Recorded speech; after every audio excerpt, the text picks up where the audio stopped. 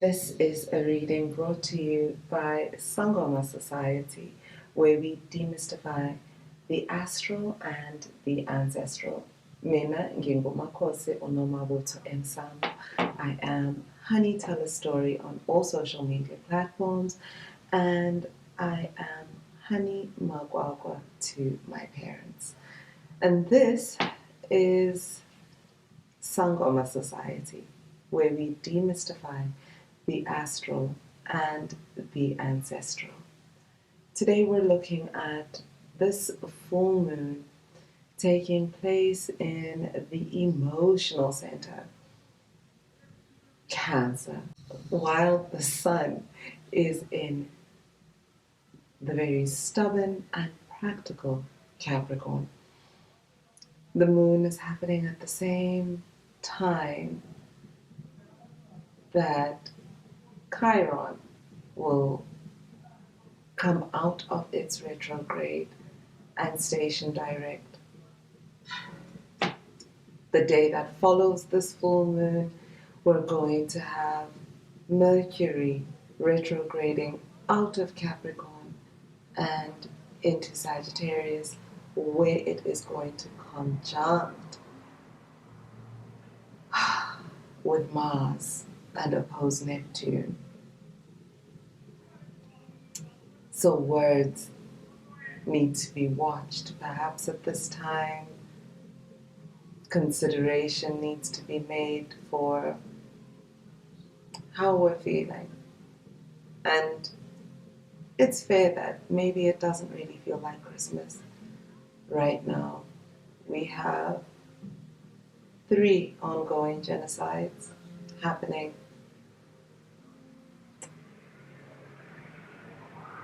across the world.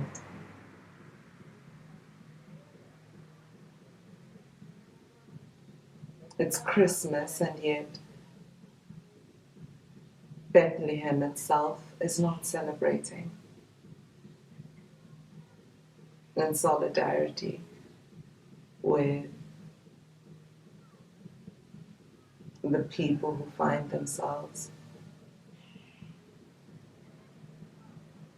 being subjugated under the re-emergence of fascism in our lifetime.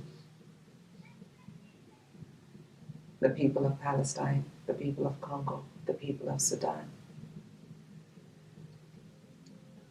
And all this is happening while the moon is making its way into Cancer, where we find ourselves most emotional.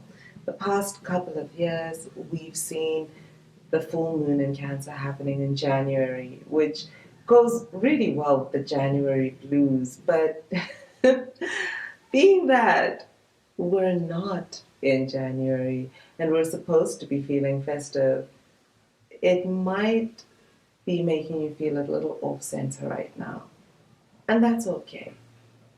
But the upside about this full moon is that the sun being in Capricorn right now, and how much the Cancer full moon highlights to us the desires of our hearts, and how much Capricorn, the sun being in Capricorn, highlights our own capability, our own ability to bring the desires of our hearts to pass, makes this moon an incredible time for us to close out some loops, especially with Chiron ending its retrograde.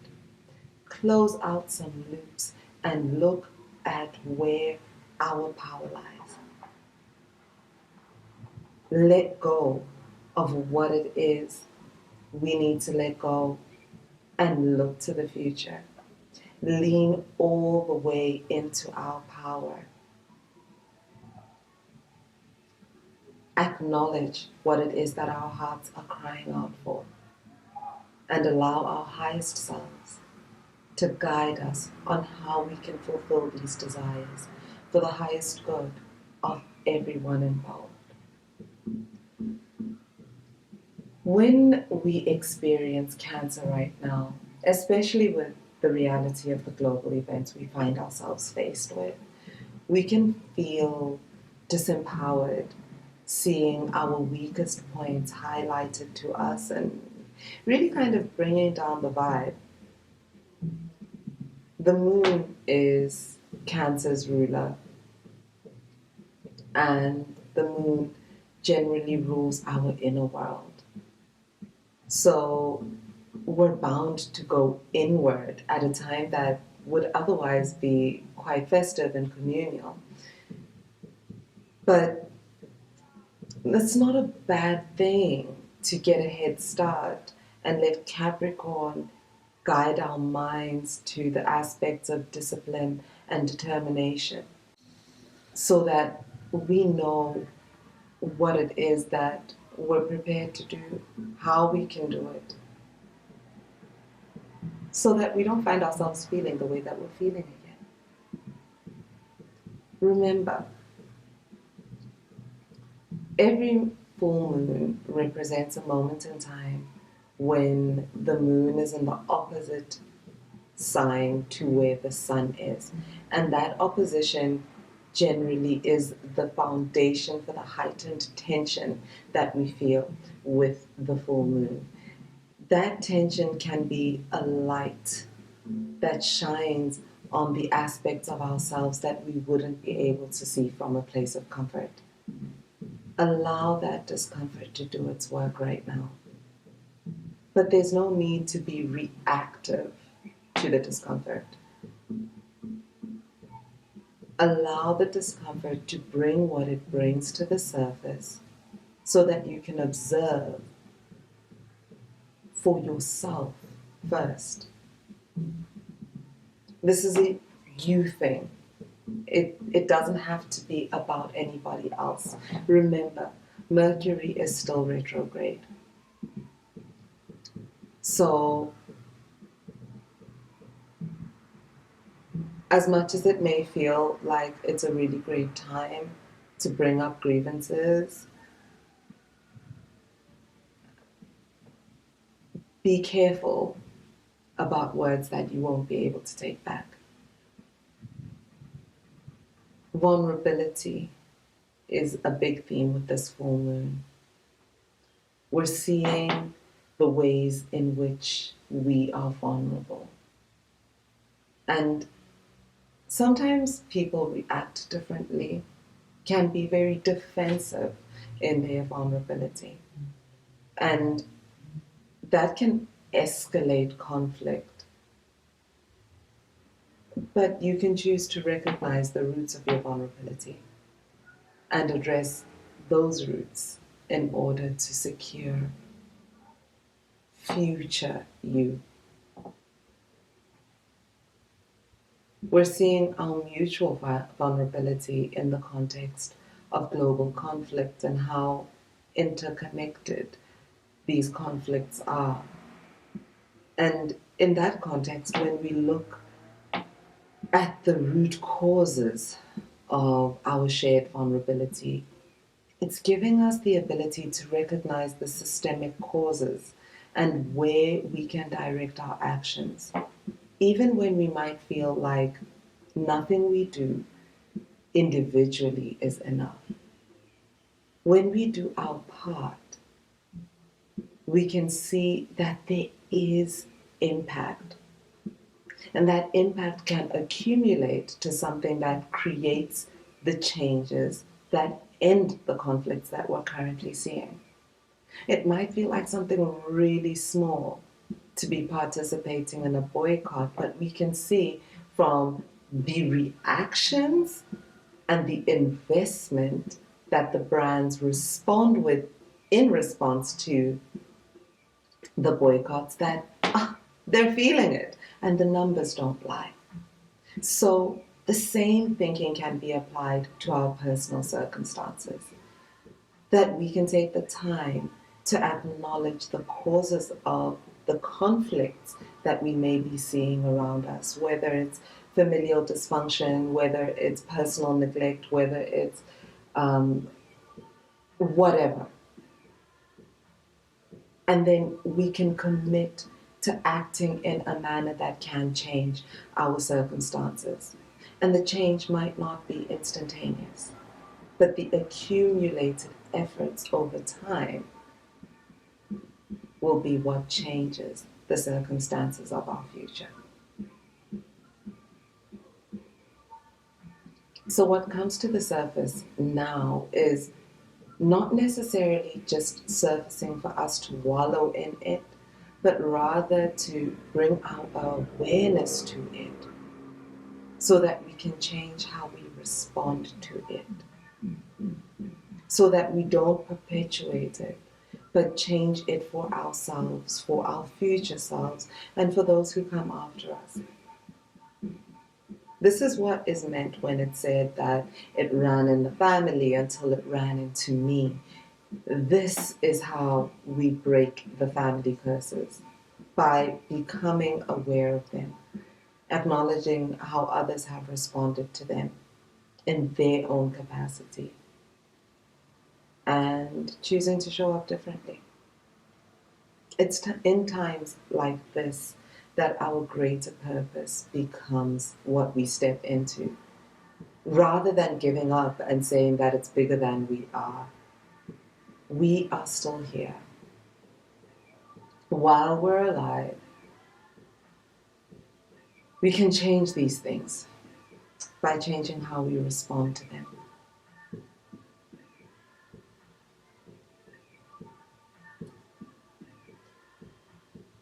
When you do the inner work around your triggers, moments of tension, like what this full moon can bring to light, what you do is you lighten your allostatic load, which is you take the load off your subconscious mind and bring more of yourself online to be present in the moment that you're living in right now.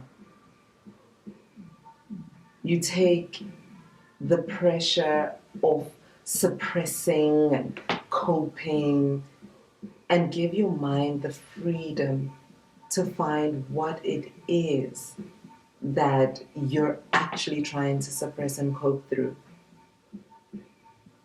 And through that, confronting that, clearing through that, giving yourself space to deal with that, you give more of your present self the capacity to show up where you are.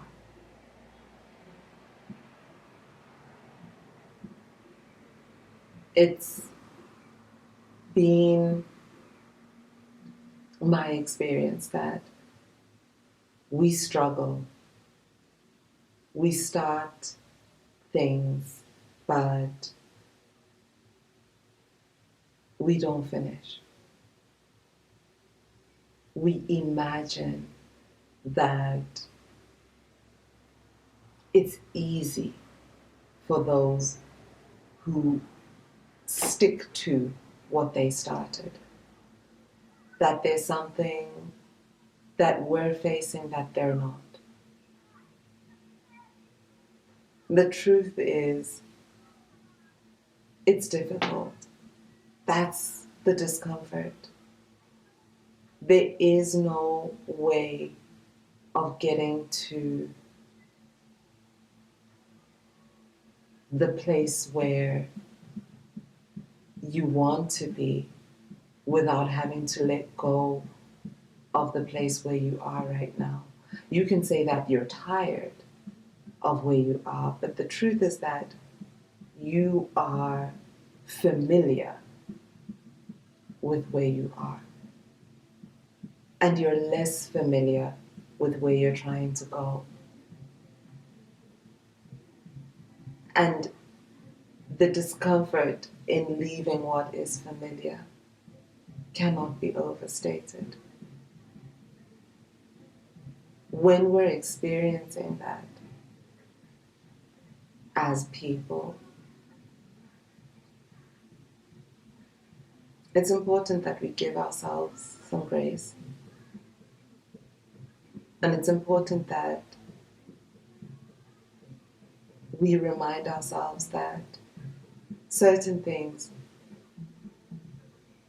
we're not meant to do on our own. Yes, it's our job, but that's our part as a part of our community. Community is what makes it possible for us to walk further than we could on our own. When we're not walking alone, it changes things. And when we have some reassurance about where it is that we're trying to get to, it changes things. When we know that it's not the vision that just we are holding for ourselves, but the vision that our ancestors are holding for our lives also, that our Creator, our highest self, it makes it more possible. And for me, what makes it possible to continue where others have fallen off is the work that we do here, especially through pivoting into purpose. Being able to connect with our ancestors and our highest selves and see the vision and see how it can be brought to fruition and have the community with whom to walk that path, it makes all the difference. It makes all the difference. Pivoting into Purpose is now open for registration. It will remain open until the end of January 2024.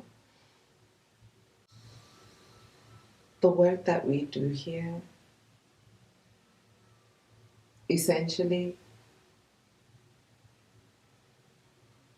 it gives you the clarity, the certainty that you need to know where your power lies,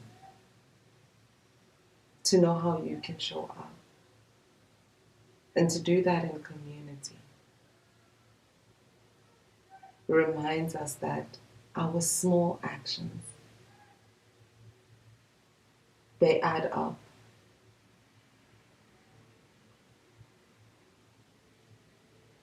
They add up and get us to the next part of our journey. Because in moments like the one that we're in right now, it can feel like everything is bigger than us. But we're here too. Our participation means something.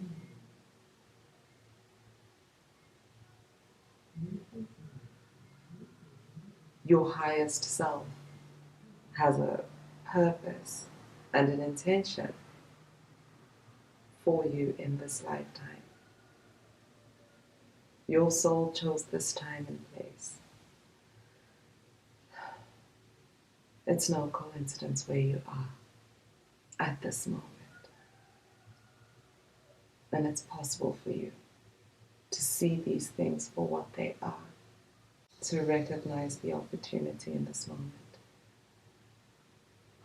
and to step into that opportunity and to do with it what would serve your highest good, your greatest happiness. I keep coming back to the sentiment of community because community is such a powerful aspect of how we self-actualize.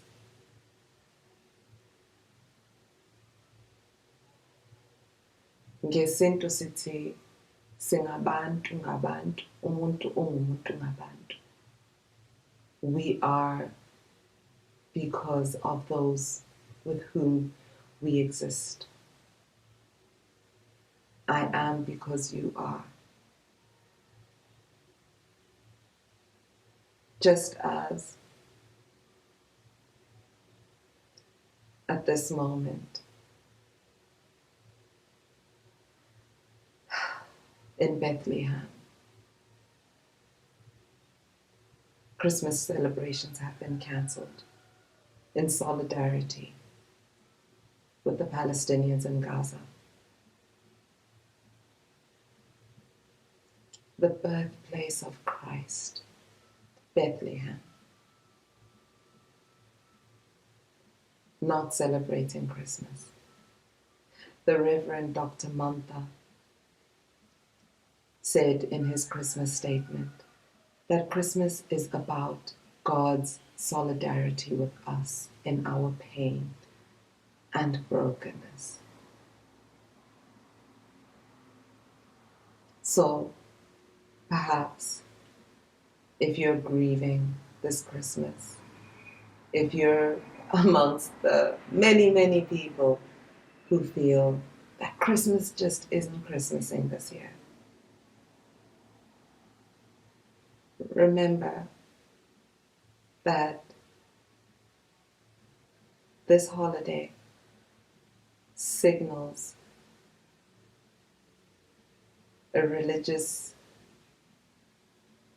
visitation on the consideration of our suffering and how in our suffering our Creator did not wish for us to imagine that we suffered in vain or without their knowing. And as Chiron turns direct, release and reconcile the pain that has come to the surface during its retrograde.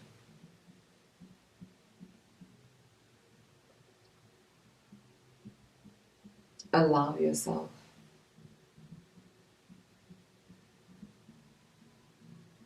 your healing. Allow yourself to dream of a different future.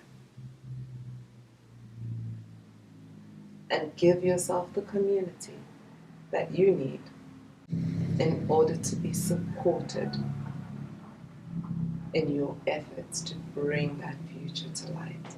With the recent new moon, we started an exercise in reflection and reconciling our efforts over the course of the year 2023. And I feel like it was a microscope or microcosm of what we often see with the best laid plans. You know, the same way that everybody rushes to start those gym contracts in January, but by March, the gyms are back to nearly empty with only 10% of the people who started gymming in January still carrying on beyond March. It was like that, you know, and in the first 3 days, it was possible for me to upload and help people to catch up. But the last 2 days, it completely refused.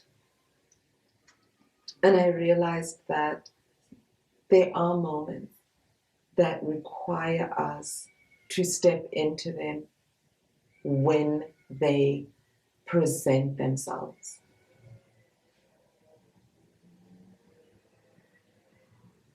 We all need a helping hand here and there. We could all benefit from some reflection every now and then. And with each full moon for us, we go to clearing into consciousness. But I want to remind you that with this full moon, we want to look into our future. So I would encourage you to join Pivoting into Purpose. And in there, you will find the recordings from the 5 days that we had together over the course of the full moon. And of course, Pivoting into Purpose also gives you access to clearing into consciousness. All our programs are tiered in this way. If you're currently signed up to Clearing into Consciousness and you would love to join Pivoting into Purpose, just drop us an email, let us know, and we'll let you know the exclusive offers that are available to you as an existing